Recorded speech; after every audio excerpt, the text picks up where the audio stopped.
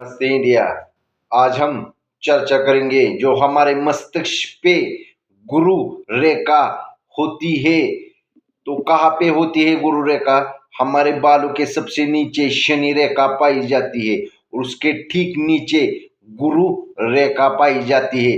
अगर गुरु रेखा की अगर तिल का चिन्ह दाही और दाही बाग पर हो, दाहिना भाग पर हो तिल का चिन्ह, वह अत्यंत प्रभावशाली व्यक्ति और अपने परिश्रम से वह व्यक्ति कामयाबी हासिल करता है और वह तिल भी शुभ माना गया है। दाएं भाग के ऊपर गुरु रेखा पर अगर तिल हो तो हम आने वाले वीडियो में बाएं भाग पे तिल होने का क्या असर रहता है। अगर वीडियो अच्छी लगे तो चैनल को सब्सक्राइब कीजिए। धन्यवाद।